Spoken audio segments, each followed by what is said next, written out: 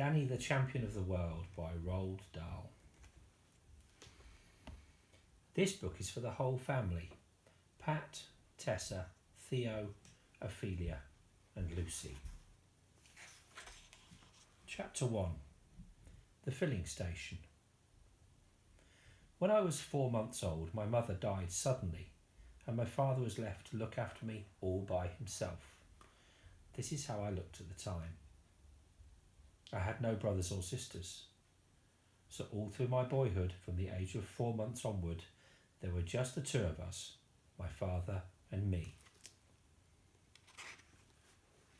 We lived in an old gypsy caravan behind a filling station. My father owned the filling station and the caravan and a small field behind, but that was about all he owned in the world. It was a very small filling station on a country road surrounded by fields and woody hills. While I was still a baby, my father washed me and fed me and changed my nappies and did all the millions of other things a mother normally does for her child. That is not an easy task for a man, especially when he has to earn his living at the same time by repairing motor cars and serving customers with petrol. But my father didn't seem to mind. I think that all the love he had felt for my mother when she was alive, he now lavished on me. During my early years, I never had a moment's unhappiness or illness, and here I am on my 5th birthday. I was now a scruffy little boy, as you can see, with grease and oil all over me, but that was because I spent all day in the workshop helping my father with the cars. The filling station itself had only 2 pumps. There was a wooden shed behind the pumps that served as an office. There was nothing in the office except an old table and a cash register to put the money into. It was one of those where you pressed a button and the bell rang and the drawer shot out with a terrific bang. I used to love that. The square brick building to the right of the office was the workshop. My father built that himself with loving care, and it was the only really solid thing in the place. "We are engineers, you and I," he used to say to me. "We earn our living by repairing engines, and we can't do a good job in a rotten workshop." It was a fine workshop, big enough to take 1 car comfortably and leave plenty of room round the sides for working. It had a telephone so that customers could arrange to bring their cars in for repair. The caravan was our house and our home.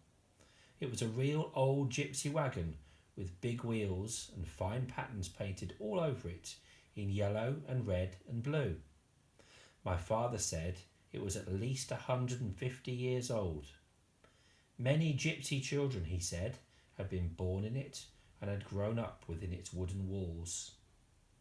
With a horse to pull it, the old caravan must have wandered for thousands of miles along the roads and lanes of England.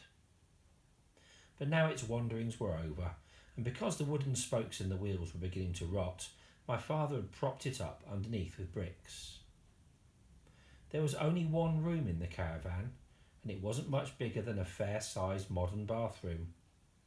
It was a narrow room, the shape of the caravan itself, and against the back wall were 2 bunk beds, one above the other. The top one was my father's, the bottom one mine. Although we had electric lights in the workshop, we were not allowed to have them in the caravan. The electricity people said it was unsafe to put wires into something as old and rickety as that. So we got our heat and light in much the same way as the gypsies had done years ago.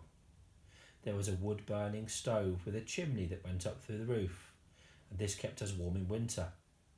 There was a paraffin burner on which to boil a kettle or cook a stew, and there was a paraffin lamp hanging from the ceiling.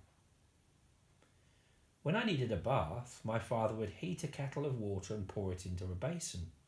Then he would strip me naked and scrub me all over, standing up. This, I think, got me just as clean as if I were washed in a bath. Probably cleaner, because I didn't finish up sitting in my own dirty water. For furniture, we had 2 chairs and a small table, and those, apart from a tiny chest of drawers, were all the home comforts we possessed. They were all we needed. The lavatory was a funny little wooden hut standing in a field some way behind the caravan. It was fine in summertime, but I can tell you that sitting out there on a snowy day in winter was like sitting in a fridge. Immediately behind the caravan was an old apple tree. It bore lovely apples that ripened in the middle of September, and you could go on picking them for the next 4 or 5 weeks. Some of the boughs of the tree hung right over the caravan, and when the wind blew the apples down in the night, they often landed on our roof. I could hear them going thump, thump, thump above my head as I lay in my bunk, but those noises never frightened me because I knew exactly what was making them. I really loved living in that gypsy caravan.